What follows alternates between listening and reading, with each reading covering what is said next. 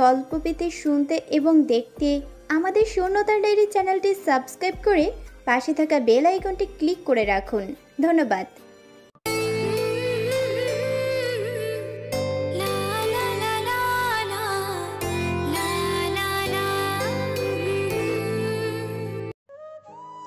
আব্বু, এই ছেলেটার চরিত্র খারাপ। একটু আগে যখন আমি আমার রুমে কাপড় চেঞ্জ করছিলাম তখন হুট করে এই ছোট লোকের বাচ্চাটা আমার রুমে ঢুকে পড়ে। তারপর কি মামুনি বল? তারপর আর কি, কোনো রকম একটা জামা গায়ে জড়িয়ে এই চাকরের বাচ্চাকে রুম থেকে বের করে দিলাম। তারপর হাসান চৌধুরী বসা থেকে উঠে বাসার স্টোর রুম থেকে একটা জালি বেড বের করে তামিমের সামনে এসে দাঁড়ালেন। ওনার পিছু পিছু নিশিও আসলো। তামিম বাসা ঝাড়ু দিচ্ছিল আর তারা বাপ মেয়ের কথা শুনছিল। হাসান চৌধুরীর শেষ কথাটা শুনে সে বুঝতে পারল আজকে তার সাথে খুব খারাপ কিছু একটা হতে চলেছে। তার উপর এখন আবার হাসান চৌধুরীকে তার সামনে দেখে তামিম বুঝতে পারল তার সাথে এখন কি হতে চলেছে। তামিম কিছু বলতে যাবে তার আগেই হাসান চৌধুরী তাকে সেই জালি বেদ দিয়ে মারতে আরম্ভ করলেন। ছোট লোকের বাচ্চা কোথাকার, তোর এত বড় সাহস, তুই আমার মেয়ের সাথে অসভ্যতামি করিস? স্যার স্যার বিশ্বাস করেন, আমি তখন ইচ্ছে করে ছোট ম্যামের রুমে ঢুকিনি। আমি আসলে... চুপ কর বেটা চাকরের বাচ্চা কোথাকার, তোকে তো আমি ভালো ভেবেছিলাম, এখন দেখছি তুইও তোর বাপের মতো খারাপ বের হলি। স্যার আপনি আমায় যা বলার বলেন, কিন্তু এইখানে আমার বাবাকে টানছেন কেন? কি তোর এত বড় সাহস, তুই আমার মুখে মুখে কথা বলছিস? তোকে তো আজকে আমি মেরেই ফেলবো। বলেই তামিমকে আরো জোরে জোরে মারতে আরম্ভ করলেন। বেচারা তামিম আর কিছু বলার সাহস পেল না, কারণ সে জানে এখন সে যাই বলুক না কেন হাসান চৌধুরী তার কোনো কথাই বিশ্বাস করবেন না, উল্টো তার কথাগুলো ওনার কাছে বেয়াদবি মনে হবে। তামিম আর কিছু না বলে নীরবে মার খেয়ে যেতে লাগলো। এছাড়া যে তার আর কোনো উপায় নেই, প্রতিবাদ করাটাও তার ক্ষমতার বাইরে, না হলে সে এতক্ষণে এর প্রতিবাদ অবশ্যই করত। এদিকে হাসান চৌধুরী তামিমকে মারতে মারতে তার শরীরে জালি বেতের দাগ বসিয়ে ফেলেছেন। তারপরও উনি থামছেন না। উনি আরো বেশ কিছুক্ষণ সময় তামিমকে মেরে সেখান থেকে নিজের রুমে চলে গেলেন। তিনি চলে যাওয়ার পর নিশি তামিমের সামনে এসে দাঁড়ালো আর তার ঠোঁটের কোণায় এক বিশ্বজয়ী হাসি এনে তামিমকে উদ্দেশ্য করে বলল, কি রে চাকরের বাচ্চা, দেখলি তো আমার সাথে বেয়াদবি করার ফল কি? নেক্সট টাইম আমার রুমে ঢোকার আগে দরজা নক করবি, না হলে পরে এর চেয়েও ভয়ঙ্কর শাস্তি পেতে হবে তোকে। নিশির কথাগুলো শুনে তামিম ভাঙা গলায় বলল, ম্যাম আমি তো ইচ্ছে করে এমনটা করিনি, তারপর আপনি আমাকে স্যারের কাছে শুধু শুধু মার খাওয়ালেন কেন? কারণ এই নিশি চৌধুরীর সাথে যদি কেউ বেয়াদবি করে তাহলে তাকে তার কর্মের জন্য উপযুক্ত শাস্তি পেতে হয়, হোক সেটা ভুল করে বা ইচ্ছাকৃতভাবে। আজকের এই শাস্তির কথা যেন সারা জীবন মনে থাকে। এবার বাসার বাকি কাজগুলো করে বিদায় হ, তোকে দেখলেই কেন জানি আমার গায়ে আগুন জ্বলে ওঠে। কথাগুলো শুনেই নিশি তার রুমে চলে গেল। নিশি চলে যাওয়ার পর তামিম তার মার খাওয়া শরীর নিয়ে বাসার বাকি কাজগুলো করতে লাগলো। একে একে বাসার সব কাজ করে শেষে তামিম হাসান চৌধুরীর বাসা থেকে বেরিয়ে তার বাসার দিকে রওনা দিল। হঠাৎ তামিম তার শরীরের দিকে লক্ষ্য করে দেখল শরীরে জালি বেতের অনেক দাগ পড়ে গেছে। এখন এই অবস্থায় যদি সে বাসায় যায় তাহলে তার আম্মু তাকে এই অবস্থায় দেখে নিশ্চয়ই জিজ্ঞেস করবে যে তার শরীরে এত দাগ কিভাবে হলো। তখন তো সে তার আম্মুকে সত্যিটা বলতে পারবে না, কারণ তার আম্মু সত্যিটা শুনলে খুব কষ্ট পাবে। তামিম রাস্তার মধ্যে দাঁড়িয়ে বেশ কিছুক্ষণ ভাবল যে এখন সে বাসায় যাবে কি যাবে না। অনেকক্ষণ ভাবার পর তামিম সিদ্ধান্ত নিল যে সে এখন বাসায় যাবে না, চলে যাবে তার সময় কাটানোর সেই জায়গাটাতে যেখানে সে প্রায়ই যায় আর কিছু সময় কাটিয়ে আসে। তারপর রাতে সে বাসায় ফিরবে, সো তাহলে তার আম্মু কিছু জানতে পারবে না। এরপর সে চলে গেল তার সময় কাটানোর সেই জায়গাটাতে। তামিম হলো এই গল্পের মূল চরিত্র বা নায়ক। তাকে আর তার পুরো জীবনকে ঘিরেই এই গল্পটা। মায়ের একমাত্র সন্তান তামিম, অনার্স 3rd ইয়ারের ছাত্র সে। তার বাবা কিছুদিন আগে অ্যাক্সিডেন্ট করে তাদের ছেড়ে পরপারে চলে গেছেন। তার পরিবারের অবস্থা এতটাও ভালো না। তার বাবা অন্যের গাড়ি চালিয়ে যা টাকা পেতেন তার কিছুটা মালিককে দিতেন আর বাকিটা দিয়ে সংসার চালাতেন। কিন্তু হঠাৎ একদিন তিনি গাড়ি অ্যাক্সিডেন্ট করে বসেন আর সেখানেই নিজের শেষ নিঃশ্বাস ত্যাগ করে পৃথিবী ছাড়েন। তামিমের আব্বু হাসান চৌধুরীরই একটা গাড়ি চালাতেন। অ্যাক্সিডেন্টের কিছুদিন আগে তিনি হাসান চৌধুরীর থেকে 1 লক্ষ টাকা ধার নেন, কিন্তু সেই টাকা তিনি আর পরিশোধ করতে পারেননি। তার আগেই তিনি মারা যান। তারপর হাসান চৌধুরী তামিমের আম্মুকে সবকিছু বলেন, আর এটাও বলেন যে তার টাকা যেন তারা 1 সপ্তাহের মধ্যে ফেরত দেয়, না হলে তিনি তাদের নামে পুলিশের কাছে মামলা করবেন। হাসান চৌধুরীর কথা শুনে তামিমের আম্মু বলেন তিনি এত টাকা পরিশোধ করতে পারবেন না, কিন্তু হাসান চৌধুরীর একটাই কথা, তার টাকা চাই, চাই চাই। অবশেষে তামিমের আম্মু তার উপায় না পেয়ে বলে বসলেন, এত টাকা তো আমাদের পরিশোধ করার সামর্থ্য নেই, তবে এখন থেকে আমি আপনাদের বাড়িতে গিয়ে এই টাকার বিনিময়ে বাড়ির সব কাজ করব। হাসান চৌধুরী প্রথমে রাজি না হলে পরে ঠিকই রাজি হয়েছেন আর বলেছেন, তাহলে এর জন্য তোমাকে আমার বাড়িতে 2 বছর কাজ করতে হবে, তবেই আমি মানব। তামিমের আম্মু আর উপায় না পেয়ে হাসান চৌধুরীর কথায় রাজি হয়ে গেলেন, কিন্তু তামিম তার আম্মুকে তাদের বাড়িতে গিয়ে কাজ করতে দেয়নি। উল্টো সে নিজেই তার আম্মুর বদলে তাদের বাড়িতে গিয়ে কাজ করতে লাগলো। নিশি হলো হাসান চৌধুরীর একমাত্র মেয়ে। ছোটবেলায় তার আম্মু মারা গেলে হাসান চৌধুরী নিশিকে তার নানুর বাড়িতে পাঠিয়ে দেন, আর ওখানে নিশি বড় হতে থাকে। কিছুদিন আগে নিশি অনার্স 2nd বর্ষে পাশ হয়ে 3য় বর্ষে উঠেছে, আর তাই তার আব্বু তাকে আবার ওনার কাছে নিয়ে আসলেন আর একটা ভালো ভার্সিটিতে তাকে ভর্তি করিয়ে দিলেন। ছোটবেলা থেকে সে যা চেয়েছে তাই পেয়েছে, কখনো তাকে মায়ের অভাব বুঝতে দেওয়া হয়নি। তাই আজ বড় হয়ে সে অনেক অহংকারী হয়েছে। গরিবদের সে 2 চোখে দেখতে পারে না, তাই সে এখানে আসার পর থেকেই তামিমের সাথে খারাপ আচরণ করে যাচ্ছে। সন্ধ্যাবেলা বিকেল গড়িয়ে সূর্য ডুবে যখন সন্ধ্যা হয়ে আসলো, তখন তামিম বাসায় ফিরল। বাসায় আসতেই তার আম্মু তাকে প্রশ্ন করতে শুরু করলেন, কোথায় ছিলে এতক্ষণ? আচ্ছা, তো দেরি হলো কেন? ইত্যাদি ইত্যাদি। তামিম তার আম্মুকে কোনো রকমে একটা মিথ্যা বলে তার রুমে চলে যায়। রুমে এসে হাত মুখ ধুয়ে তামিম কিছুক্ষণ পড়তে বসলো। এরপর ওই দিনের মতো রাতের খাবার খেয়ে সে ঘুমিয়ে পড়ল। পরের দিন সকালবেলা ঘুম থেকে উঠেই তামিম প্রথমে হাসান চৌধুরীর বাসায় গিয়ে বাসার সব কাজ 9টার মধ্যে শেষ করে আবার বাসায় চলে আসলো। এরপর ফ্রেশ হয়ে রেডি হয়ে ভার্সিটিতে চলে গেল। এতদিন ভার্সিটি বন্ধ ছিল, তাই আজ আবার খুলেছে। এদিকে তামিম ভার্সিটিতে এসে ঢুকতে একটা মেয়ের সাথে ধাক্কা লেগে মাটিতে পড়ে যায়। তার সাথে সেই মেয়েটাও মাটিতে পড়ে যায়। তামিম তাড়াতাড়ি করে উঠে দাঁড়িয়ে সেই মেয়েটাকে ধরে মাটি থেকে তুলে দাঁড় করায় আর বলে, সরি আপু, আসলে আমি তামিমের পুরো কথা শেষ হওয়ার আগে সেই মেয়েটা তার গালে জোরে একটা চড় বসিয়ে দিল। আমি ইচ্ছে করে আপনাকে ধাক্কা দিইনি, তাই তো? তোদের মতো ছেলেদেরকে আমার ভালো করেই চেনা আছে। মেয়ে দেখলেই একটা অজুহাতে মেয়েদের গায়ে এসে পড়িস, এটাই তো তোদের স্বভাব। যত সব ছেঁচড়া ছেলে কোথাকার। কথাগুলো বলেই মেয়েটা সেখান থেকে চলে গেল। এদিকে তামিম এতক্ষণ ধরে গালে হাত দিয়ে মাথা নিচু করে দাঁড়িয়েছিল। মেয়েটা তার সামনে থেকে চলে যাওয়ার পর তামিম একটা মুচকি হাসি দিয়ে মনে মনে বলল, হায় রে বড় লোকের মেয়ে, আমরা গরিব বলে আমাদের প্রতি তোদের এত ঘৃণা। কি আর করার, সবই কপাল। আমরা মধ্যবিত্তরা আসলে সবার কাছে অবহেলিত। এই ছেলে, তুই এখানে কি করছিস? তোর তো দেখছি সাহস কম না। আমার পিছনে পিছনে তুই এখানেও চলে এসেছিস। তামিম তার ক্লাসে গিয়ে একটা বেঞ্চে মাথা নিচু করে বসেছিল। ঠিক তখনই কেউ একজন তাকে কথাটা বলে। তামিম মাথা তুলে সামনে তাকিয়ে দেখে তার সামনে যে মেয়েটা দাঁড়িয়ে আছে, যে মেয়েটা একটু আগে তাকে চড় মেরেছিল, সেই মেয়েটাই। কিরে, চুপ করে আছিস কেন? কথা বল, তুই এখানে কেন এসেছিস? আমি আমাকে ফলো করছিলি তুই, তাই না? না, আসলে তা নয়, আমি এই ভার্সিটিতে পড়ি। কি, তুই এই ভার্সিটিতে পড়িস? যেমন পোশাক দেখে তো মনে হয় না তুই এই ভার্সিটিতে পড়িস। আমি মাথা নিচু করে আছি। সত্যি করে বল, তুই এখানে কেন এসেছিস? আমি সত্যি বলছি, আমি এই ভার্সিটিতেই পড়ি। তুই মিথ্যা বলছিস, আমি জানি। নিশ্চয়ই তুই এখানে কিছু একটা করতে এসেছিস। সত্যি করে বল, কি করতে এসেছিস এখানে?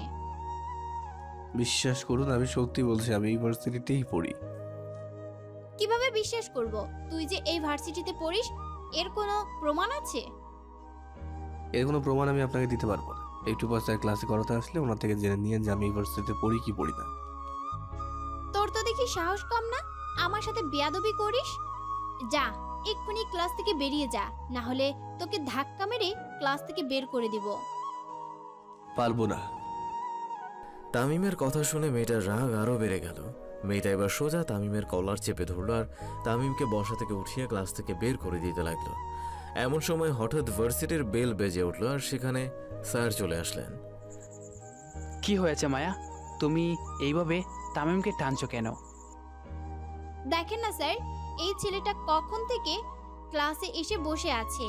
এইখানে কেন এসেছে জিজ্ঞেস করতে বলল সে নাকি এই ভার্সিটিতে পড়ে। আপনিই বলেন, এর পোশাক দেখে কি মনে হয় যে এই ছেলেটা আমাদের ভার্সিটিতে পড়ে? মায়া, ওকে ছাড়ো। আর কখনো কারো পোশাক দেখে তাকে বিবেচনা করবে না। সে আমাদের ভার্সিটি অ্যান্ড এই ক্লাসেই পড়ে। কি, এই ছেলে আমাদের ভার্সিটিতে পড়ে? কিন্তু এই 2 বছরে তো একে কখনো ভার্সিটিতে দেখলাম না। ওর কিছু সমস্যার কারণে ও ভার্সিটিতে আসতে পারতো না, বাট পরীক্ষা ঠিকই দিত। ছাত্র ভালো হওয়াতে আমরা স্যারেরাও ওকে এই বিষয়ে কিছু বলতাম না। স্যারের কথাগুলো শুনে মায়া নামের মেয়েটা সাথে সাথে তামিমের কলার ছেড়ে দেয় আর লজ্জায় মাথা নিচু করে ফেলে। এখন তোমরা নিজেদের সিটে গিয়ে বসো, যাও। তারপর স্যারের কথা মতো তামিম নিজের সিটে বসে পড়ল আর মায়াও তার সিটে গিয়ে বসে পড়ল। এর মধ্যে ক্লাসের সব ছাত্রছাত্রীরাও চলে এসেছে। এরপর স্যার ক্লাস করতে শুরু করল। স্যার ক্লাস করাচ্ছেন কিন্তু মায়ার সেদিকে কোনো খেয়াল নেই। সে শুধু তামিমকে নিয়েই ভাবছে। আজ মায়া সকালে দেরিতে ঘুম থেকে উঠেছে, কারণ তার আম্মু তাকে আজ ডাক দেননি। তাই সে ঘুম থেকে উঠে ফ্রেশ হয়ে সোজা ভার্সিটিতে চলে আসে। নাস্তাও করেনি। এর কারণে তার আম্মুর প্রতি তার একটু রাগ হয়। ভার্সিটিতে ঢুকতে সে তামিমের সাথে ধাক্কা খেয়ে পড়ে যায়। এমনিতেই তার মেজাজ খারাপ ছিল, তার উপর ধাক্কা খাওয়াতে তার মেজাজ আরো খারাপ হয়ে যায়। তাই সে তখন রাগের মাথায় তামিমকে চড় মেরে ফেলে আর কিছু কথা শুনিয়ে দেয়। মায়ার বাবা এই শহরের একজন নামকরা ব্যবসায়ী। ধনী পরিবারের জন্ম হওয়া সত্ত্বেও মায়ার মধ্যে অহংকারের ছিটে ফোটাও নেই। সব শ্রেণীর মানুষকে সে সমানভাবে দেখে। কিছুক্ষণ পর প্রথম ক্লাস শেষ হলে দ্বিতীয় ক্লাস করানোর জন্য আরেকজন স্যার এসে রুমে ঢুকলেন। এইভাবে একে একে সবকটা ক্লাস শেষ হলে ওই দিনের মতো ভার্সিটি ছুটি হয়ে গেল। সব ছাত্রছাত্রীরা ভার্সিটি থেকে বেরিয়ে যাওয়ার সময় বাসায় যেতে লাগলো। তামিমও ভার্সিটি থেকে বেরিয়ে বাসার দিকে হাঁটা ধরল। কিন্তু কিছুটা পথ এগোতেই একটা মেয়ে তাকে পেছন থেকে ডাক দিয়ে দাঁড়াতে বলল। তামিম পেছনে ফিরে দেখলো সেই মায়া নামের মেয়েটা তার দিকে এগিয়ে আসছে। তামিম মনে মনে ভাবলো, এই মেয়ে এখন আবার কিসের জন্য আমাকে ডাকছে। সরি। সরি কেন? আসলে তখন আমার মেজাজ খারাপ ছিল, তাই আপনাকে চড় মেরে ফেলেছি। তারপর আপনাকে ক্লাসে দেখে ভাবলাম হয়তো আপনি আমাকে ফলো করে ক্লাস পর্যন্ত এসেছেন। বিশ্বাস করেন, আমি আমার কাজের জন্য সত্যি লজ্জিত। প্লিজ আমাকে মাফ করে দেন। আরে না, ঠিক আছে, এখানে মাপ চাওয়ার কি আছে? তাছাড়া আমরা মধ্যবিত্তদের সাথে সবাই এরকমই ব্যবহার করে। আচ্ছা তাহলে বাই, আল্লাহ হাফেজ। বলেই সামনের দিকে হাঁটা ধরল। কিছু বলতে যেও বলতে পারলাম না, শুধু তামিমের চলে যাওয়ার দিকে এক ধ্যানে তাকিয়ে রইলাম। কিছুক্ষণ পর যখন তামিমকে আর কোথাও দেখা গেল না, তখন মায়া একটা রিক্সা নিয়ে তার বাসায় চলে গেল। এই, তোর শরীরের মধ্যে এগুলো কিসের দাগ রে? তামিম বাসায় এসে ঢুকতে তার আম্মু তাকে দেখে প্রশ্নটা করলেন। তামিম তার আম্মুর কথা এখন কি জবাব দিবে সে নিজেই বুঝে উঠতে পারছে না। তামিম শুধু মনে মনে ভেবে যাচ্ছে তার আম্মুকে এখন সে কি বলবে। এদিকে তামিমকে চুপ করে থাকতে দেখে তার আম্মু আবার বলে উঠল, কি রে, চুপ করে আছিস কেন? কথা বল, তোর শরীরের মধ্যে এগুলো কিসের দাগ? আরে আম্মু, তেমন কিছুই না। ওই ভার্সিটিতে স্যারের পড়া দিতে পারিনি, তাই স্যার একটু মেরেছেন আর কি। এগুলো ওটারই দাগ। একদম মিথ্যা বলবি না আমার কাছে। স্কুল থেকে শুরু করে কলেজ পর্যন্ত যে ছেলে সবসময় প্রথম হয়ে এসেছে, সে ছেলে আজ পড়া না পারার কারণে ভার্সিটিতে স্যারের কাছে মার খেয়েছে, এটা আমার বিশ্বাস হয় না। সত্যি করে বল, এগুলো কিসের দাগ? আরে আম্মু, আমি সত্যি বলছি। হাসান সাহেব তোকে মেরেছেন, তাই না? কি হলো, কথা বল। মাথা নাড়িয়ে হ্যাঁ সূচক জবাব দিলাম। কেন মেরেছেন তোকে উনি? কাজ করতে গিয়ে একটা গ্লাস মাটিতে পড়ে ভেঙে যায়, তাই। সামান্য একটা গ্লাস ভাঙার কারণে উনি তোকে এইভাবে মেরেছেন? হয়েছে আম্মু, এবার বাদ দাও, অনেক ক্ষুধা লেগেছে, খাবার দাও। কি বাদ দেব? সামান্য গ্লাস ভাঙার উফ আম্মু বাদ দাও তো এসব, চলো খাবার খাবো। তারপর তামিম তার আম্মুকে কোনো রকমে বুঝিয়ে ঘরের ভেতরে নিয়ে গেল আর নিজের রুমে গিয়ে ফ্রেশ হয়ে নিল। এরপর তামিম ফ্রেশ হয়ে তার আম্মুকে নিয়ে দুপুরের খাবার খেয়ে একটা ঘুম দিল। সকালবেলা তামিম ঘুম থেকে উঠে হাত মুখ ধুয়ে পড়তে বসলো।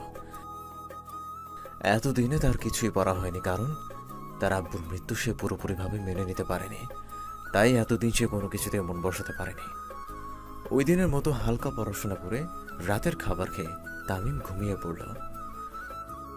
পরের দিন সকালবেলা তামিম ঘুম থেকে উঠে ফ্রেশ হয়ে হাসান চৌধুরীর বাড়িতে চলে গেল। ওখানে গিয়ে তাদের বাড়ির সব কাজ শেষ করে তামিম আবার বাসায় চলে আসলো। বাসায় এসে তামিম খাবার খেয়ে একটা ভালো শার্ট পরে ভার্সিটিতে চলে গেল। ভার্সিটিতে গিয়েই তামিম মায়া মেয়েটার সামনে পড়ে গেল। মায়ার পাশে আজ নিশিকে দেখে তামিম কিছুটা অবাক হয়ে যায় আর মনে মনে ভাবে, নিশি ম্যাম এই ভার্সিটিতে পড়ে নাকি? তাই যদি হয় তাহলে ভার্সিটিতে উনি আমার শান্তিতে থাকতে দেবেন না। আই ছোট লোকের বাচ্চা, তুই এখানে কি করিস? তামিম ক্লাসে একটা বেঞ্চে বসে আছে। এমন সময় হঠাৎ কে যেন কথাটা বলে উঠল। তামিম মাথাটা তুলে তাকিয়ে দেখে তার সামনে নিশি দাঁড়িয়ে আছে আর নিশির পাশে মায়া মেয়েটাও রয়েছে। কি রে, চুপ করে আছিস কেন বল? আমি এই ভার্সিটিতে পড়ি। কি, তোর মতো চাকর এই ভার্সিটিতে পড়ে? বিষয়টা একদম হাস্যকর। পড়াশোনা কি জানিস যে তুই ভার্সিটিতে পড়তে চলে আসলি? জানি বলেই তো এসেছি, না জানলে কিভাবে আসতাম। তোর তো দেখছি সাহস কম না, আমার মুখে মুখে তর্ক করিস। আর আমি তোর সামনে দাঁড়িয়ে থাকা সত্ত্বেও তুই বসে আছিস কি করে? দাঁড়া বলছি। কিছু না বলে বসে রইল। বুঝেছি তুই এভাবে মানবি না বলেই তামিমের কলার ধরে তাকে টেনে বসা থেকে দাঁড় করালাম। নিশি, তুই ওনার সাথে এমন ব্যবহার করছিস কেন? আর ওনাকে চাকর বলছিস কেন? চাকরকে চাকর বলবো না তো কি বলবো? মানে? মানে হলো এই ব্যাটা আমাদের বাসায় চাকরের কাজ করে। উনি তোদের বাসায় চাকরের কাজ করেন মানে? কি বলছিস তুই এসব? আমি তো কিছুই বুঝতে পারছি না। তারপর সে মায়াকে তামিমের ব্যাপারে সব বলল। এটাও বলল যে তামিম তাদের বাসায় চাকরের কাজ করে। সব শুনে তো মায়া অবাক আর চোখ বড় বড় করে তামিমের দিকে তাকিয়ে রইল। মায়া বিশ্বাস করতে পারছে না যে তামিম নিশিদের বাসায় চাকরের কাজ করে, কেননা একটা ভার্সিটি পড়ুয়া ছাত্র কেন অন্যের বাসায় চাকরের কাজ করবে। মায়া এটাই বুঝে উঠতে পারছে না। এদিকে তামিমও লজ্জায় মাথা নিচু করে দাঁড়িয়ে আছে। এত ছাত্রছাত্রীর সামনে যে নিশি তার সম্পর্কে মায়াকে এত কিছু বলে দিবে, এইটা তামিম ভাবতেই পারেনি। কিন্তু ওনাকে দেখে তো মনে হয় না যে উনি তোদের বাসায় চাকরের কাজ করেন। আমাদের বাসায় একদিন আসিস, তাহলে দেখতে পাবি এই ব্যাটা যে আমাদের বাসায় কাজ করে। আর তুই আমাকে দেখে সালাম দিলি না কেন? সালাম দে। আমি নিশ্চয় চুপ হয়ে আছি। কি হলো, চুপ করে আছিস কেন? আমি কি বলছি শুনতে পাসনি? তামিমকে চুপ করে থাকতে দেখে এবার নিশির মাথা গরম হয়ে গেল। সে এবার রেগে গিয়ে তামিমকে মারার জন্য হাত উঠালো। অমনি তামিম খপ করে নিশির হাত ধরে ফেলল। আমি আপনাদের বাসায় চাকরের কাজ করি ঠিকই, কিন্তু আমি আপনার বাবার কিনা চাকর না যে আপনি আমায় যেখানে সেখানে যেভাবে খুশি অপমান করবেন আর আমি নীরবেই সয়ে যাব। আপনার বাসায় থাকাকালীন আপনি আমায় অপমান করতে পারেন, তখন আমি কিচ্ছু বলবো না, কিন্তু এইখানে আমায় অপমান করার আপনার কোনো অধিকার নেই। তোর এত বড় সাহস, তুই নিশি চৌধুরীর মুখের উপর কথা বলিস? তোকে তো আমি। কথাগুলো বলে সে নিশির হাত ছেড়ে দিল। টুমটুম নিশির কথা শেষ হওয়ার আগে ভার্সিটির বেল বেজে উঠল। নিশি একটু পর ক্লাসে চলে আসবেন, আমরা গিয়ে আমাদের সিটে বসে পড়ি, চল। চাকরের বাচ্চা কোথাকার, তোকে তো আমি দেখেই নিব। তারপর মায়া নিশিকে নিয়ে অন্য পাশে এসে একটা বেঞ্চে বসে পড়ল। নিশি শুধু বসে বসে তামিমের দিকে তাকিয়ে রাগে ফুঁসতে লাগলো। আর মায়া ভাবতে লাগলো তামিম কেন নিশিদের বাসায় চাকরের কাজ করে। এদিকে একে একে ক্লাসে বাকি ছাত্রছাত্রীরা এসে ঢুকতে লাগলো। এর মধ্যে তামিমের একটা বন্ধুও ক্লাসে এসে ঢুকলো আর তামিমকে দেখে সোজা তার কাছে চলে আসলো। কিরে, কি খবর? অনেকদিন পর দেখলাম তোকে। এই তো আলহামদুলিল্লাহ, তোর খবর কি? আমিও আলহামদুলিল্লাহ ভালো আছি। তা কখন এলি? অনেক আগে এসেছি, আয় বস। তারপর শুভ তামিমের সাথে পাশে বসে পড়লো আর দুজন একে অন্যের সাথে টুকটাক কথা বলতে লাগলো। শুভ তামিমের মতো মধ্যবিত্ত পরিবারের সন্তান, তবে তার বাবা আছে আর ওনার নিজের একটা দোকান রয়েছে। ছোটবেলা থেকে তামিম আর শুভ দুজন একসাথে পড়াশোনা করে এসেছে। এদিকে কিছুক্ষণ পর স্যারও ক্লাস করাতে চলে আসলেন। তারপর সবাই ক্লাসে মনোযোগ দিল। নিশি এত বছর তার নানু বাড়ি থেকেই পড়াশোনা করেছে আর তখন সে তামিমকে চিনত না। তাই আজ হঠাৎ তামিমের ভার্সিটিতে দেখে নিশি অবাক হয়ে যার ভাবতে থাকে, এই ছেলে আমাদের ভার্সিটিতে কি করে। কোনো ক্লাসে আজ নিশির মন বসেনি। ক্লাস চলাকালীন সময় শুধু নিশি এটাই ভেবেছে যে কিভাবে সে তামিমকে শায়েস্তা করবে। দেখতে দেখতে সবকটা ক্লাস শেষ হলে ওই দিনের মতো ভার্সিটির ছুটি হয়ে গেল। ভার্সিটি থেকে বেরিয়ে তামিম শুভকে বিদায় জানিয়ে তার বাসায় চলে গেল। বাসায় এসে তামিম হাত মুখ ধুয়ে তার আম্মুর সাথে দুপুরের খাবার খেয়ে তার রুমে চলে গেল। অপরদিকে নিশিও তার বাসায় গিয়ে খাওয়া দাওয়া করে রুমে গিয়ে ভাবতে লাগলো, কাল তুই বেটা আমাদের বাসায় আসবে, তখন ওকে বোঝাবো নিশি চৌধুরীর সাথে বেয়াদবির ফল কি। এইভাবেই দিনটা কেটে গেল। পরের দিন সকালবেলা তামিম ঘুম থেকে উঠে ফ্রেশ হয়ে হাসান চৌধুরীর বাসায় চলে গেল। ওখানে গিয়ে কাজ করতে করতে সে একসময় নিশির সামনে পড়ে গেল। নিশিকে দেখেও সে না দেখার ভান করে কাজ করতে লাগলো। এক রুম ঝাড়ু দেওয়া হলে তামিম অন্য রুমে যাবে, তখনই নিশি একটু এগিয়ে গিয়ে তামিমকে একটা ধাক্কা দিয়ে বসে আর সাথে সাথে তামিমের গালে একটা চর বসিয়ে দেয়। চাকরের বাচ্চা কোথাকার, চোখ কোথায় থাকে তোর? দেখে চলতে পারিস না?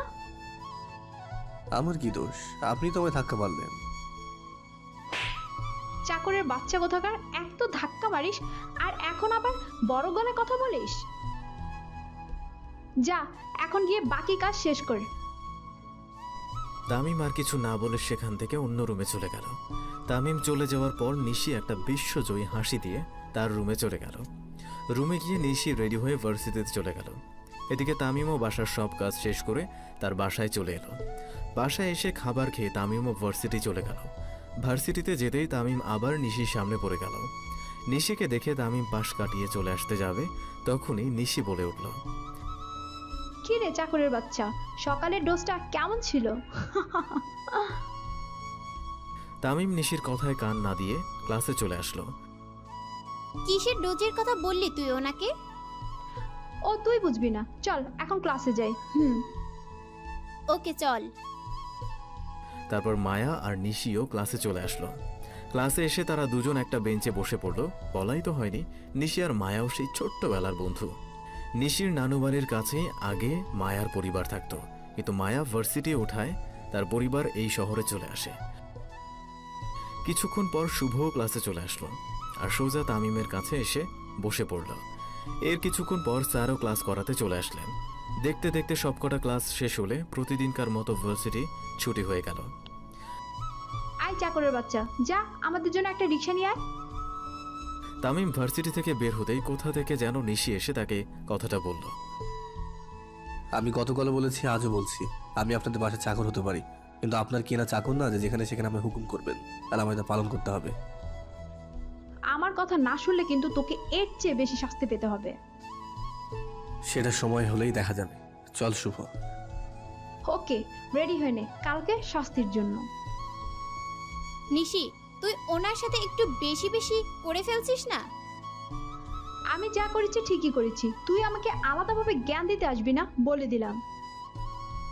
আচ্ছা দিব না, এখন তাহলে বাসায় যা, আমিও বাসায় যাই। বাই। তারপর মায়া আর নিশি যার যার বাসায় চলে গেল। ওই মেয়েটা কে রে, আর তোকে ওর জন্য রিক্সা ডেকে আনতে বললো কেন? এই বিষয়ে তোকে কাল বলবো না, এখন আমার ভালো লাগছে না। আচ্ছা তাহলে এখন বাসা যা, কাল দেখা হবে। তারপর তামিম সেখান থেকে বাসায় চলে আসলো। বাসায় এসে খাওয়া দাওয়া করে সে তার রুমে চলে এলো। পরের দিন সকালবেলা ঘুম থেকে উঠে প্রতিদিনের মতো তামিম হাসান চৌধুরীর বাসায় চলে গেল, কিন্তু ওইখানে গিয়ে যে তার সাথে এমন কিছু ঘটবে সেটা সে কল্পনাও করতে পারেনি। হাসান চৌধুরীর বাসায় গিয়ে তামিম কাজ করছে, এমন সময় হঠাৎ একটা গ্লাস মাটিতে পড়ার আওয়াজ তামিমের কানে ভেসে আসলো।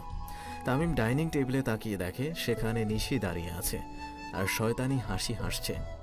নিশির এমন হাসির কারণ তামিম খুঁজে পেল না। তারপর হঠাৎ নিশি তামিমের কাছে এসে তামিমের গালে একটা চর বসিয়ে দিল।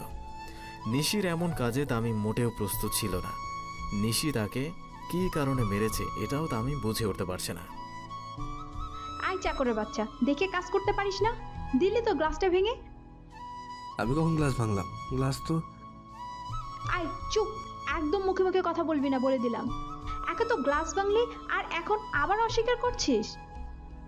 কি হয়েছে মামুনি, এ তো ধমকাচ্ছ কাকে? হঠাৎ সেখানে হাসান চৌধুরী এসে কথাটা বললেন। কাকে আবার? এই চাকরের বাচ্চাকে। কেন, ও কি করেছে? টেবিল থেকে এই গ্লাসটা ফেলে ভেঙে দিয়েছে। স্যার বিশ্বাস করুন, আমি তামিমের কথার শেষ হওয়ার আগেই হাসান চৌধুরী তার গালে একটা চর বসিয়ে দিলেন। ছোট লোক কোথাকার, দেখে কাজ করতে পারিস না? কাজ করার সময় তোর ধ্যান কোথায় থাকে? কিছু বলতে যেতেও বলল না, মাথা নিচু করে সেখানে দাঁড়িয়ে রইল। কারণ সে ভালো করেই জানে যে নিশির বিরুদ্ধে সে যাই বলুক না কেন হাসান চৌধুরী সেটা বিশ্বাস করবেন না, সেটা হাজার সত্য হলেও। এখন এখানে দাঁড়িয়ে আছিস কেন?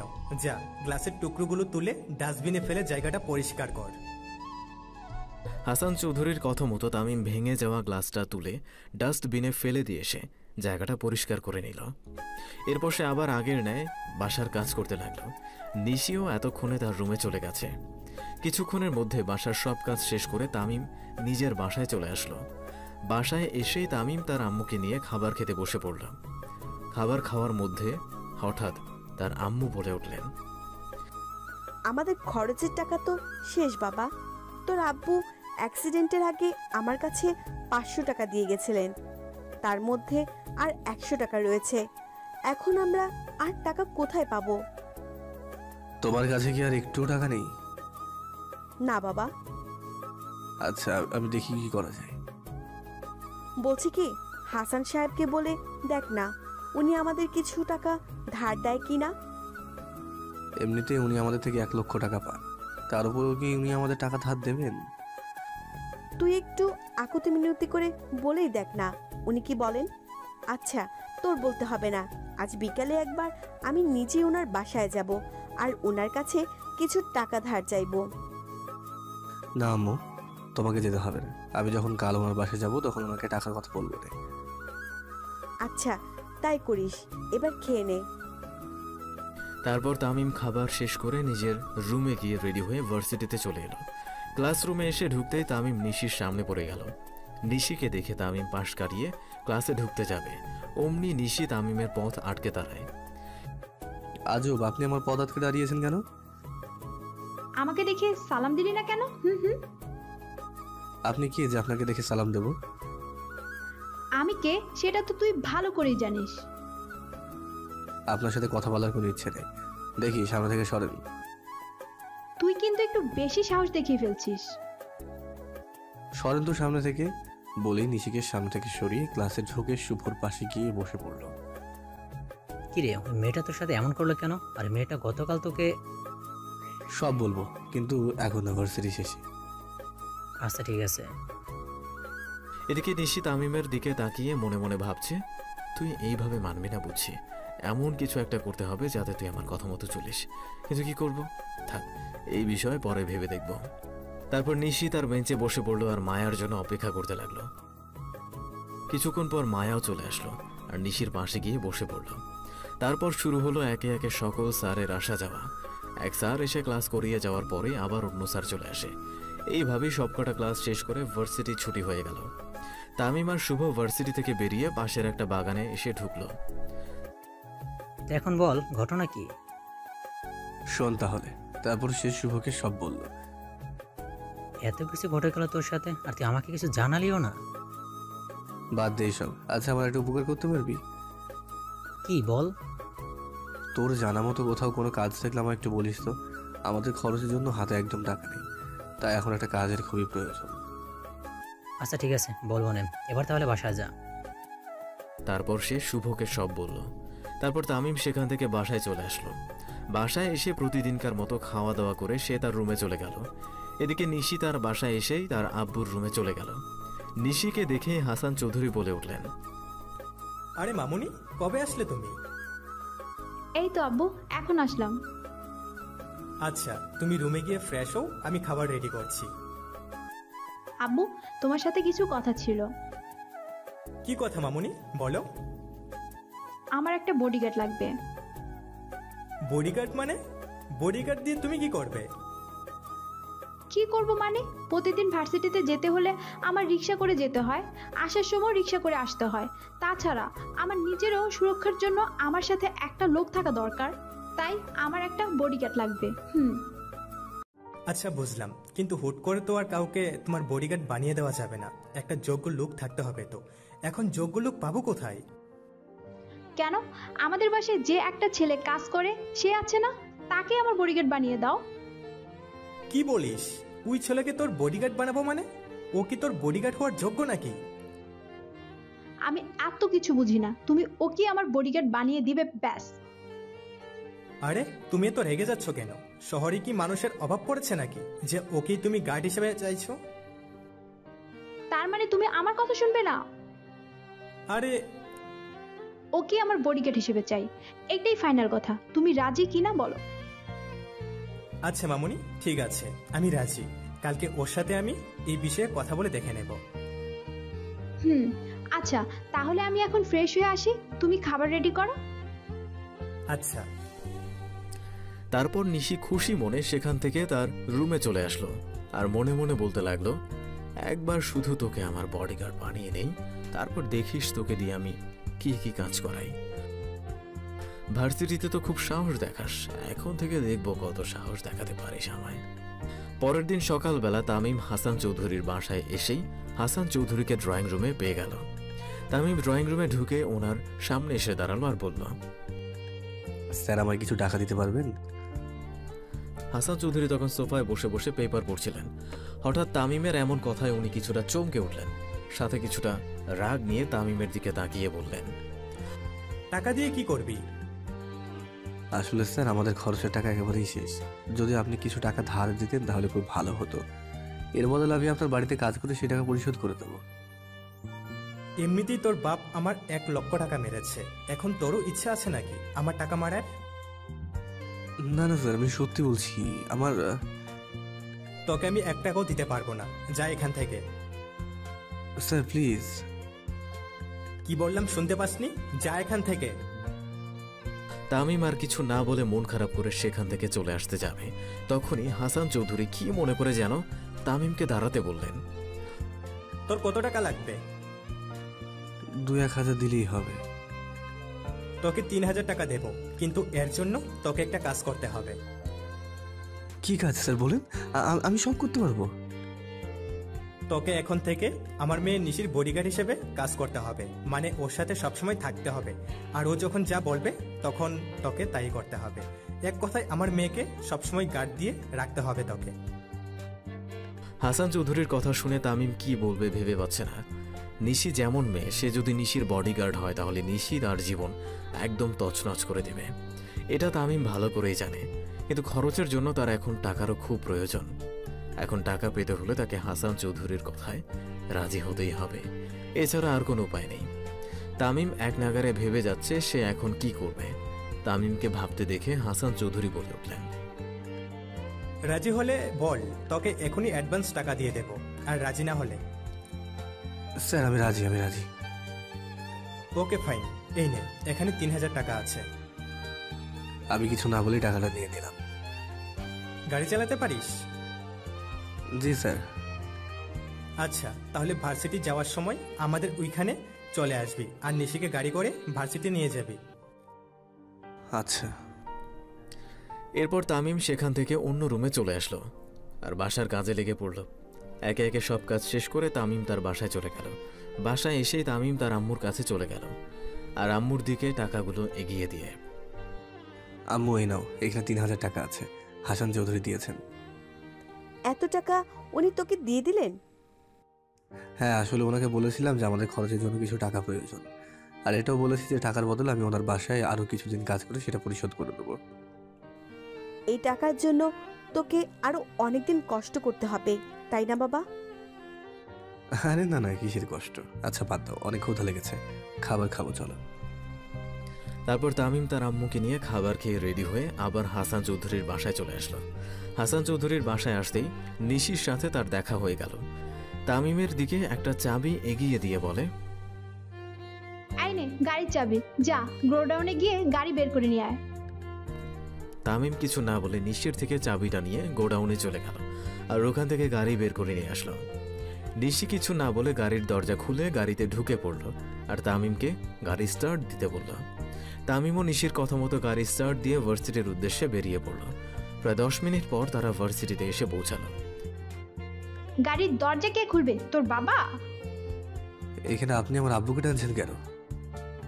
ওই বেশি কথা বলবি না, গাড়ি থেকে নেমে পিছনে দরজা খোল। তামিম আর কিছু না বলে গাড়ি থেকে নেমে পেছনের দরজাটা খুলে দিল। নিশি গাড়ি থেকে নেমেই তামিমের গালে ঠাস করে একটা চর বসিয়ে দিল। নিশির এমন কাজে তামিম পুরো ভ্যাবাচাকা খেয়ে গেল। নিশি তাকে কেন মারলো এটাই সে বুঝে উঠতে পারছে না। প্রথমে আমার সাথে তর্ক করাতে এটা তোর শাস্তি, মনে রাখিস আজকে থেকে তুই আমার বডিগার্ড। যতক্ষণ আমি বাসার বাইরে থাকবো তোকেও আমার সাথে থাকতে হবে, অ্যান্ড আমার সব কথা তোকে মেনে চলতে হবে। যদি আমার কথা না শুনিস তাহলে তোকে কঠিন শাস্তি পেতে হবে। এখন যা, গাড়িটা ওই আম গাছের নিচে পার্ক করে আয়। কথাগুলো বলে নিশি ক্লাসে চলে গেল আর তামিম গাড়িটা ভার্সিটির আম গাছের নিচে পার করে আসলো।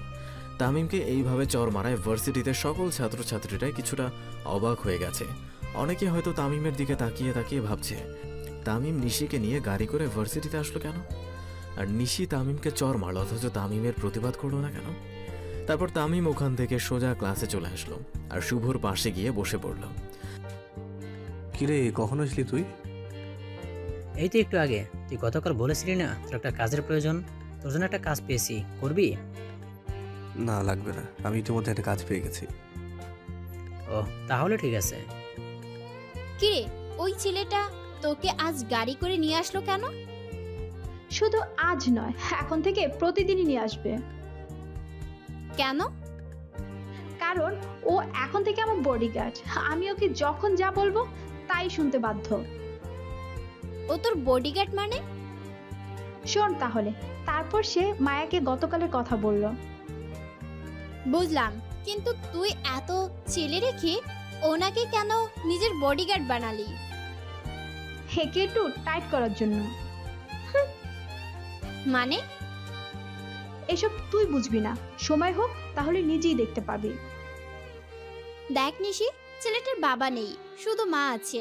বলতে গেলে ছেলেটা এতিমই প্রায়। ছেলেটার সাথে বাজে কোনো কাজ করিস না প্লিজ।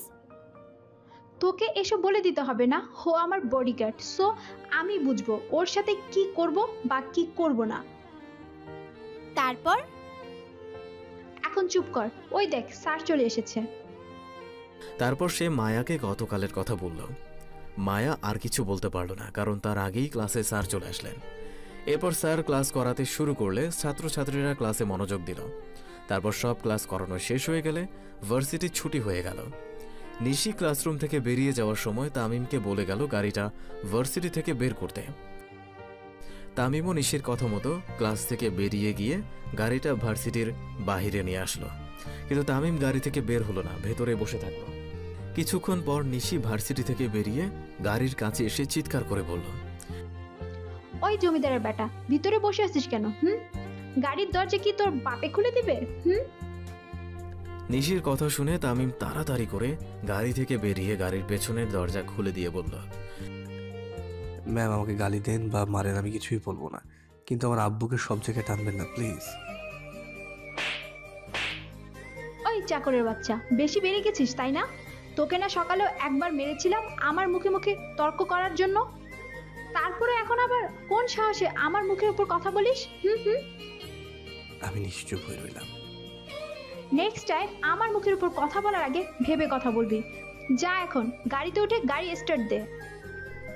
তামিম আর কিছু না বলে গাড়িতে উঠে গাড়ি স্টার্ট দিয়ে নিশিকে নিয়ে সোজা হাসান চৌধুরীর বাসায় চলে আসলো। বাসার সামনে এসে গাড়ি থামিয়েই তামিম গাড়ি থেকে নেমে পেছনের দরজাটা খুলে দিল। এরপর নিশি গাড়ি থেকে নেমে বাসার ভেতরে চলে যেতে লাগলো, কিন্তু কি মনে করে যেন আবার ফিরে আসলো আর বলল, মাত্র তো শুরু, এখনো তো অনেক কিছু বাকি আছে, দেখ আগে আগে কি হয় তোর সাথে। নিশির বলা কথাগুলো শুনে তামিম অবাক হয়ে গেল, সাথে ভাবনায় পড়ে গেল।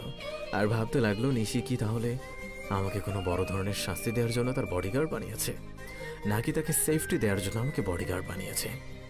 নিশির আসল মতলবটা কি কিছুই বুঝতে পারছি না। আমি তার কি ক্ষতি করেছি যে সে আমার সাথে এমন করছে? তারপর তামিম গাড়িটা গোডাউনে রেখে তার বাসায় চলে আসলো। বাসায় এসে তামিম প্রতিদিনের মতো খাওয়া দাওয়া করে তার রুমে চলে গেল। এদিকে নিশিও এতক্ষণে খাওয়া দাওয়া করে তার রুমে গিয়ে ভাবছে কিভাবে তামিমকে শায়েস্তা করা যায়। এখন তো ওই চাকরটা আমার বডিগার্ড, এখন আমি ওকে যা যা করতে বলবো তাকে তাই করতে হবে। আমার কথা অমান্য করার কোনো সাহস নেই তার। কি করা যায় ওর সাথে? হ্যাঁ, পেয়ে গেছি। বেটা, কালকে ভার্সিটিতে চল, তখন তোর মজা বুঝাবো। এইভাবেই দিনটা কেটে গেল। পরের দিন সকালবেলা তামিম ঘুম থেকে উঠে ফ্রেশ হয়ে তার আম্মুকে বলল খাবার দেওয়ার জন্য। তামিমের কথায় তার আম্মু কিছুটা অবাক হলেন আর বললেন, তুই তো প্রতিদিন কাজ থেকে এসে খাবার খাস, তাহলে আজ এত সকাল খাবার খেতে চাচ্ছিস কেন? আসলে আম্মু, ওইখান থেকে এসে তাড়াতাড়ি করে খাবার খেতে হয়, এরপর আবার ভার্সিটিতেও যেতে হয়। এই একটু সময় এত কিছু করতে কি আমি হাঁপিয়ে যাই। তাই এখন থেকে প্রতিদিন খাবার খেয়ে কাজে চলে যাব, আর ওইখান থেকে সোজা ভার্সিটিতে। কিন্তু বাবা, খাবার তো এখনো রান্না করিনি।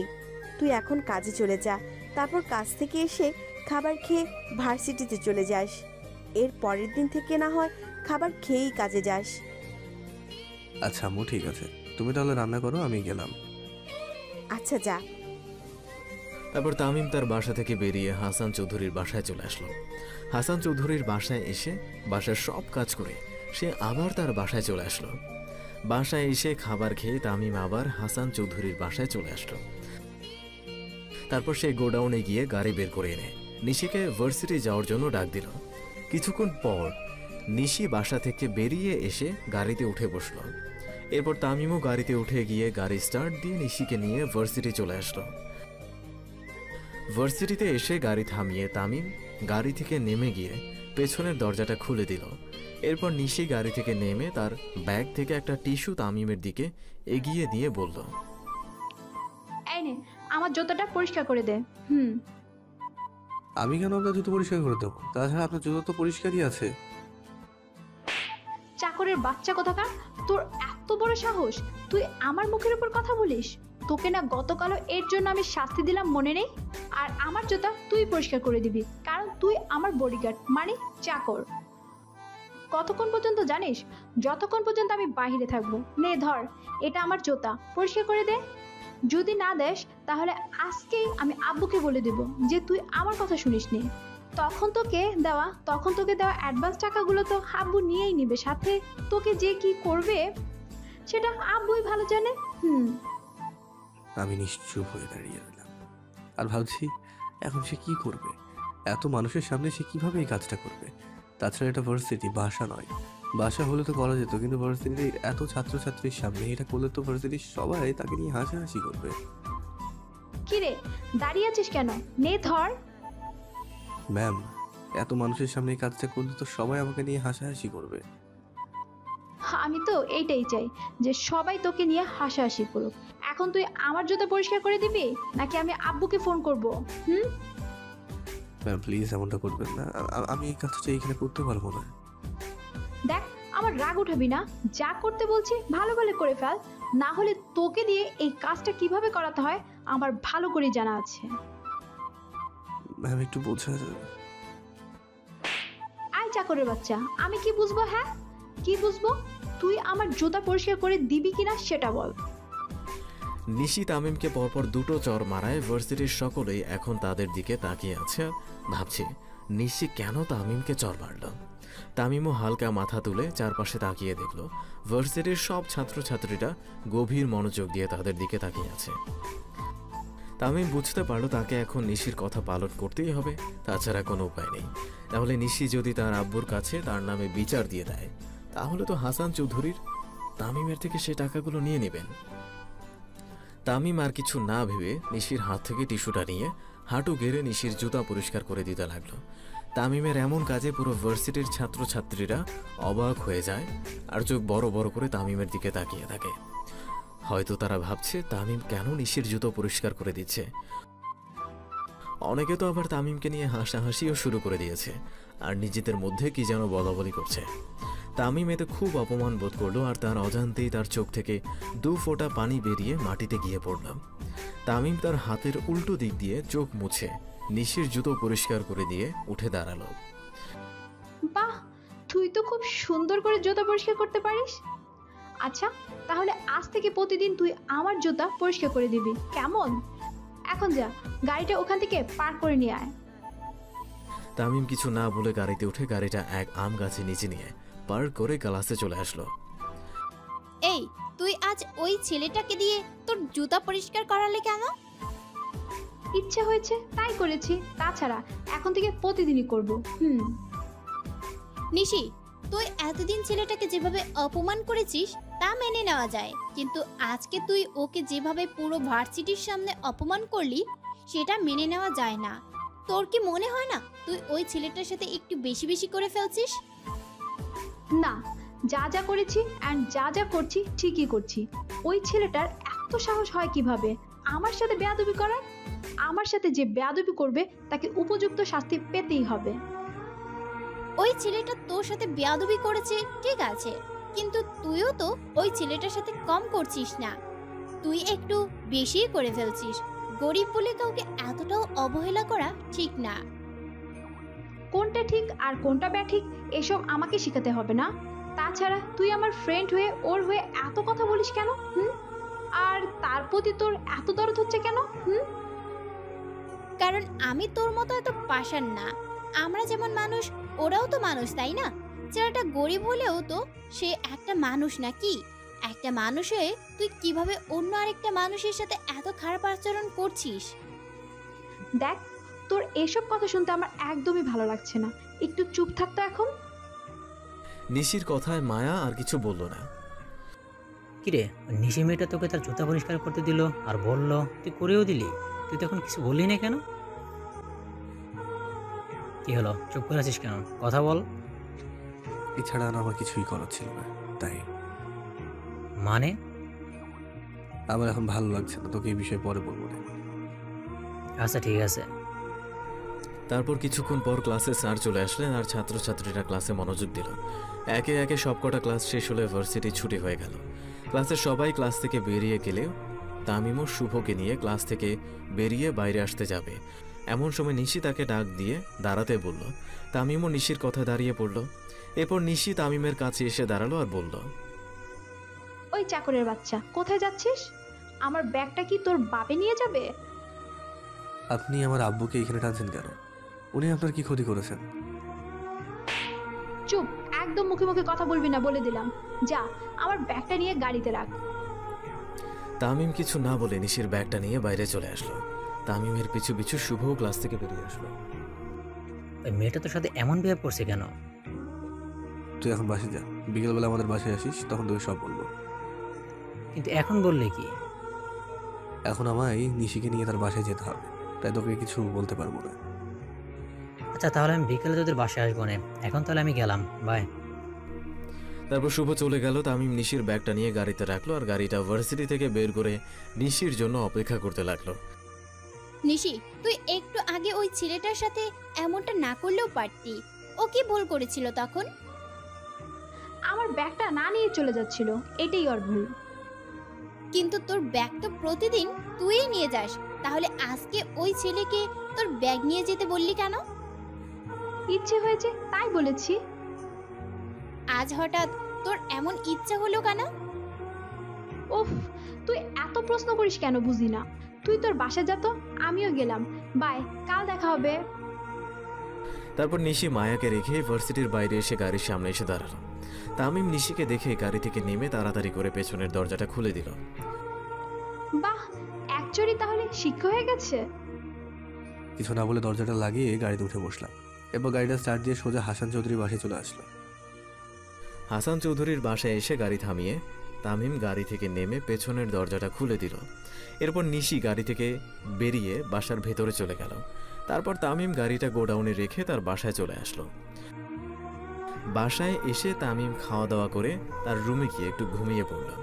বিকেলবেলা তামিম তার রুমে ঘুমিয়ে আছে। এমন সময় তার ফোনটা বেজে উঠল। ঘুম ঘুম চোখে তামিম কলটা রিসিভ করে কানে লাগিয়ে বলল, আরে বেটা, আমি শুভ বলছি। কই তুই? আমি তো বাসায়। কেন? আরে বাসা থেকে বের হ, আমি তোদের বাসার সামনে দাঁড়িয়ে আছি। বাসার সামনে দাঁড়িয়ে থাকতে কে বলেছে? ভিতরে আয়। না আজকে না, অন্য একদিন। তুই তাড়াতাড়ি বাইরে আয়। আচ্ছা তুই থাক, আমি আসছি। ওকে, আয়। তারপর তামিম বিছানা থেকে উঠে ওয়াশরুমে গিয়ে ফ্রেশ হয়ে নিল। এরপর তার আম্মুকে বলে বাসার বাইরে চলে আসলো। চল ওইদিকে যাই। ওকে চল। এরপর তারা দুজন তামিমের বাসা থেকে একটু দূরে চলে আসলো। তো এখন বল, ঘটনা কি? তোকে তো বলেছিলাম যে আমাদের খরচের টাকা শেষ। তো আম্মু আমায় একদিন বললো যে আমি যেখানে কাজ করি সেখানকার মালিককে বলে দিতে যে আমাদের কিছু টাকা ধার দিতে। তারপর? তারপর আমি ওইখানে কাজে গিয়ে ওই বাসার মালিকের কাছে কিছু টাকা ধার চাইলাম। প্রথমে উনি আমায় টাকা দেবেন না বলে না করে দেন। এরপর আমি চলে আসতেই যাব, তখন উনি আমায় ডেকে বললেন যে উনি আমায় একটা কাজ দেবেন, সেটা করলে উনি আমায় টাকা দেবেন। কি সেই কাজ? ওনার মেয়ের বডিগার্ড হওয়া। মানে? মানে উনি আমাকে বলেছেন ওনার মেয়ের বডিগার্ড হতে। এতে উনি আমায় প্রতি মাসে 3,000 টাকা দেবেন। ইতিমধ্যে 1 মাসের টাকা অ্যাডভান্সও দিয়ে দিয়েছেন। উনি বললেন আর তুই রাজি হয়ে গেলি? কি করব বল, সংসার চালাতে হলে তো টাকা লাগবেই। তাই আমি ওনার কথায় রাজি হয়ে গেলাম। আর তাছাড়া আর কেউ কি আমাকে একসাথে এত টাকা দিত বল? তাই বলে তুই মেয়ের বডিগার্ড হয়ে যাবি? তুই এই কাজ ছেড়ে দে, এর থেকে ভালো আর একটা কাজ আছে আমার কাছে। এখন হুট করে কাজটা ছেড়ে দিলে ওনার টাকা ফেরত দেবো কিভাবে? ওই টাকা থেকে কিছু টাকা অলরেডি শেষ করে ফেলেছি বাজার হাট করে। আচ্ছা, তাহলে তুই এই কাজের পাশাপাশি আরেকটা কাজ কর, আমি বলি তোকে কি করতে হবে। থাক, বলতে হবে না। আমার আর কাজে লাগবে না, যেটা আছে সেটাই থাকুক। আরে এটা কোনো কাজ হলো নাকি? হ্যাঁ, আমার জন্য। ওকে ফাইন, তোর যেহেতু আর কোনো কাজ করার ইচ্ছা নেই, তাহলে আমি আর তোকে জোর করবো না। বাট 1 মাস হলে এই কাজটা ছেড়ে দিস, আমাকে এসে বলিস আমার কাছে একটা ভালো কাজ আছে তোর জন্য। ওইখানে কাজ করলে এর থেকেও বেশি বেতন পাবি। আচ্ছা দেখা যাক, এখন চল ওই দিকটা থেকে একটু ঘুরে আসি। চল। তারপর তারা দুজন বেশ কিছুক্ষণ ঘোরাঘুরি করে যার যার বাসায় চলে গেল। তামিম তার বাসায় এসে হাত মুখ ধুয়ে কিছুক্ষণ পড়তে বসে পড়ল। পড়াশোনা শেষ করে রাতের খাবার খেয়ে সে ওই দিনের মতো ঘুমিয়ে পড়ল। এইভাবেই কেটে গেল বেশ কিছুদিন। এই কয়েকদিনে নিশি প্রতিদিনই তামিমের সাথে খারাপ ব্যবহার করে এসেছে। প্রতিদিন ভার্সিটিতে নিশি তামিমকে নানাভাবে অপমান করেছে। এমনকি ক্লাসেও নিশি তামিমকে নানাভাবে অপমান করছে। অপমান করার কোনো দিক বাদ রাখেনি নিশি। তারপরও তামিম দিনের পর দিন নিশির সব অত্যাচার সহ্য করে এসেছে। কিন্তু একদিন নিশি এমন একটা কাজ করলো যা একেবারে সীমার বাইরে চলে গেছে। প্রতিদিনের মতো তামিম আজকেও হাসান চৌধুরীর বাসায় এসে বাসার সব কাজ শেষ করে নিশিকে ভার্সিটি নিয়ে যাওয়ার জন্য গোডাউন থেকে গাড়িটা বের করে এনে সে নিশির জন্য অপেক্ষা করতে থাকে। প্রায় কিছুক্ষণ পর নিশি বাসা থেকে বেরিয়ে আসে। নিশিকে দেখা মাত্রই তামিম পেছনের দরজাটা খুলে দেয়। এরপর নিশি গাড়ির কাছে এসে দাঁড়িয়ে বলল, তুই চলে যা, আমি কিছুক্ষণ পরে যাব। তাহলে কি গাড়িটা গোডাউনে রেখে আসবো? না, এখানেই থাক। আর গাড়ির চাবিটা আমার কাছে দে। এই নেন। হয়েছে, এবার তুই যা। আচ্ছা বলেই সেখান থেকে চলে আসলো। তামিম হাঁটতে হাঁটতে হাসান চৌধুরীর বাসার অর্ধেক পথ পেরিয়ে মাঝ পথে আসতেই কোথা থেকে যেন একটা গাড়ি দ্রুত গতিতে এসে তামিমকে ধাক্কা মেরে চলে যায়। গাড়ির ধাক্কা খেয়ে তামিম প্রায় 3 হাত দূরে গিয়ে ছিটকে পড়ল। গাড়িটাও এতক্ষণ অনেক দূরে চলে গেছে। গাড়ির ভেতরে থাকা মানুষটা গাড়ির লুকিং গ্লাসের দিকে তাকিয়ে তামিমকে দেখে একটা বিশ্বজয়ী হাসি দিয়ে এক টানে তার গন্তব্যের দিকে চলে যাচ্ছে। তামিমের নিথর দেহটা ওখানেই রক্তাক্ত অবস্থায় পড়ে রইল। আশেপাশে কোনো লোকজনও নেই যে তাকে নিয়ে হসপিটাল যাবে। তামিমের আর থাকতে না পেরে ওখানেই জ্ঞান হারিয়ে ফেলল। তামিমের জ্ঞান ফিরলে সে নিজেকে হসপিটালের একটা বেডে আবিষ্কার করল। আশেপাশে তাকিয়ে দেখলেও কেউ নেই, শুধু একটা মানুষ তার পাশে বসে আছে। সেই মানুষটা হচ্ছে শুভ। তামিমের জ্ঞান ফিরেছে দেখে শুভ তাড়াতাড়ি করে ডাক্তারকে ডেকে নিয়ে আসলো। ডাক্তার এসে তামিমকে কিছুক্ষণ চেক আপ করে কিছু ঔষধের নাম লিখে দিয়ে ওষুধগুলো আনতে বলে চলে গেলেন। ডাক্তার চলে যাওয়ার পর শুভ এসে তামিমের পাশে বসলো। কিভাবে কি হলো? সেটা পরে বলছি, আগে বল আমাকে এখানে নিয়ে আসলো কে? আমি নিয়ে এসেছি। তুই? কিন্তু কিভাবে? ভার্সিটিতে যাচ্ছিলাম, এমন সময় রাস্তার এক পাশে তোকে রক্তাক্ত অবস্থায় পড়ে থাকতে দেখে দৌড়িতের পাশে গিয়ে দাঁড়ালাম। এরপর একটা সিএনজি ভাড়া করে তোকে নিয়ে এখানে চলে আসলাম। ও, তা এখন কেমন লাগছে? মোটামুটি ভালোই। আচ্ছা এবার বল কিভাবে কি হলো?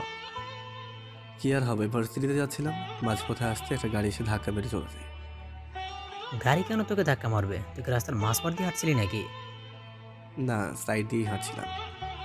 তাহলে গাড়িটা আমার ইচ্ছা করে ধাক্কা মেরেছে। কি তুই বুঝলি কিভাবে? গাড়ি দেখে। মানে গাড়িটা কার এটা আমি জানি। কার গাড়ি ছিল ওইটা? নিশির। কি? আমি জ্ঞান হারানোর আগে গাড়িটার দিকে এক নজর তাকিয়েছিলাম, তখনই গাড়িটার নাম্বার আমার চোখে পড়েছে। এতে আমি বুঝে গেলাম গাড়িটা কার। কিন্তু নিশি এমনটা কেন করলো? জানি না। অনেক হয়েছে। আর না, ওর নিশি মেয়েটা এবার একটু বেশি করে ফেলেছে। ওর এমন কাজের জন্য ওকে উপযুক্ত শাস্তি পেতেই হবে। রাগে কটমট করে কথাগুলো বলল শুভ।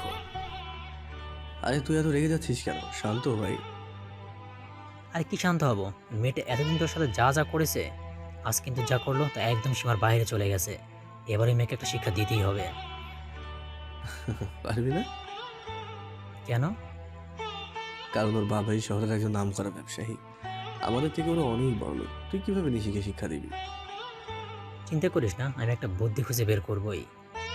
কিছু বলবো না। আচ্ছা তুই থাক, আমি ডাক্তারকে জিজ্ঞেস করে আসি তোকে এখন বাসা নিয়ে যেতে পারবো কিনা। ওকে যা। তারপর শুভ ডাক্তারের কাছে চলে গেল। প্রায় কিছুক্ষণ পর সে আবার তামিমের কাছে চলে আসলো। কিরে, ডাক্তার কি বললো? বলেছে চাইলে নিয়ে যেতে পারবো। ও, কিন্তু এই অবস্থায় বাসায় যাবো কিভাবে? গাড়ি করে নিয়ে যাব। আরে সেটা বলছি না, বলছি ব্যান্ডেজ অবস্থায় কিভাবে বাসায় যাব?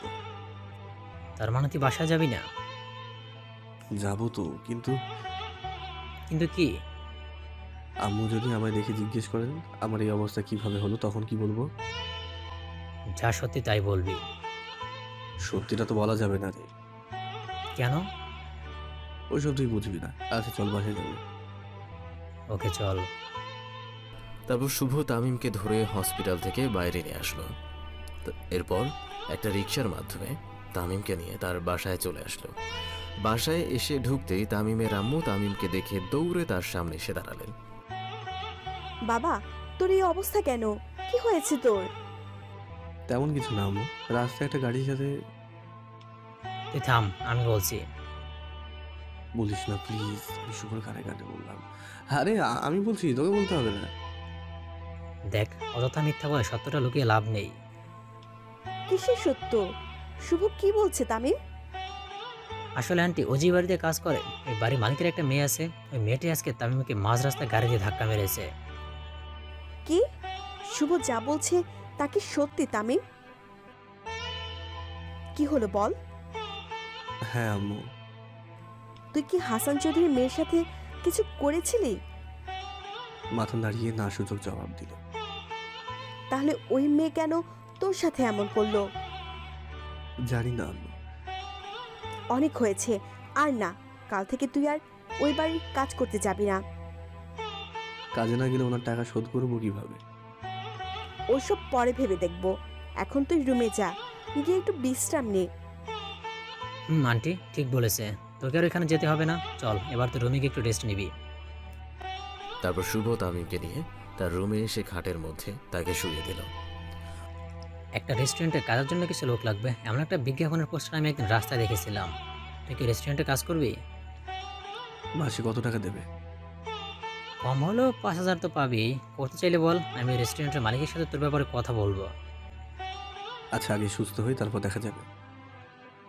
তার আগে যদি অন্য কেউ এসে কাজে ঢুকে পড়ে, তুই করলে বল, আমি এক্ষুনি মালিকের সাথে তোর ব্যাপারে কথা বলবো। কিভাবে? ফোনে বলবো। নাম্বার পেলি কই? ওই বিজ্ঞাপনের পোস্টারে দেওয়া ছিল, সেখান থেকে নিয়েছি। দাঁড়া একটা ফোন দিয়ে দেখি তারা মানুষ নেবে কিনা। তারপর শুভ তার মোবাইলটা বের করে ওই রেস্টুরেন্টের মালিকের কাছে ফোন দিল। 2 বার রিং হতেই কল রিসিভ হলো। এরপর শুভ ওই মালিকের সাথে কথা বলতে লাগলো। প্রায় কিছুক্ষণ কথা বলে শুভ কল রেখে দিল। হয়ে গেছে। কি হয়ে গেছে? আরও একজন মানুষ দরকার তাদের, আমিও নাকি তোর কথা বলেছি। তো উনি কি বললেন? দেখা করতে বলেছেন, তুই সুস্থ হ, তাহলে তোকে নিয়ে একদিন ওইখানে যাবো না। আচ্ছা। দেখতে দেখতে কেটে গেল আরও 2 দিন। এই 2 দিনে তামিম এখন অনেকটাই সুস্থ হয়ে গেছে। শুভ আজ তামিমকে নিয়ে ওই রেস্টুরেন্টে এসেছে মালিকের সাথে তামিমের বিষয়ে কথা বলতে। তামিম আর ওই মালিকের মধ্যে বেশ কিছুক্ষণ কথা হলো। ওই মালিক তামিমকে কাজেও নিয়ে নিল। তামিমের মাসিক বেতন পড়েছে 4000 টাকা। তামিম সারাদিন কাজ করতে পারবে না, ভার্সিটি শেষ করে কাজে আসবে আর একদম রাত পর্যন্ত কাজ করবে, তাই তাকে 4000 টাকা দেওয়া হবে। আগামীকাল থেকে সে কাজে জয়েন করবে।